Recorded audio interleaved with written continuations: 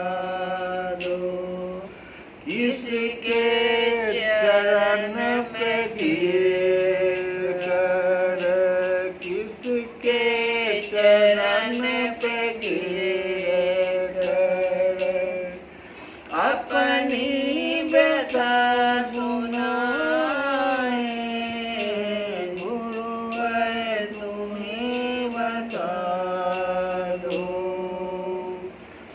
मन कपूत है हम, क्या रुष्ट रह सकोगे, क्या रुष्ट रह सकोगे, क्या रुष्ट रह सकोगे। मन कपूत पूत है हम, क्या रुष्ट रह सकोगे, मुस्कान प्यारा अमृत क्या क्या दे नहीं सकोगे, क्या दे नहीं सकोगे। दाता तुम्हारे दर से, दाता तुम्हारे दर से जाए तो किधर जाए, गुरुवर तुम्हें बता दो, गुरुवर तुम्हें बता दो। किसकी शरण में जाए, गुरुवर तुम्हें बता दो। और इसी प्रकार से हम लोग गुरु महाराज की एक और वंदना करें कि स्वागतम गुरुदेव, स्वागतम गुरुदेव, स्वागतम गुरुदेव,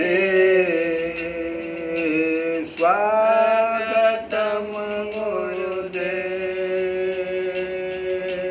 स्वागतम सुस्वागतम शरणागतम गुरुदेव, स्वागतम सुस्वागतम शरणागतम गुरुदेव, स्वागतम गुरुदेव, स्वागतम गुरुदेव, स्वागतम गुरुदेव, स्वागतम गुरुदेव। गुरुमंगलम गुरुपद मंगलम, गुरुमंगलम गुरुपद मंगलम, गुरुमंगलम गुरुपद मंगलम, गुरुमंगलम गुरुपद मंगलम, स्वागतम गुरुदेव, स्वागतम गुरुदेव, स्वागतम गुरुदेव, स्वागतम गुरुदेव। श्री कृष्ण गोविंद हरे हरे मुरारे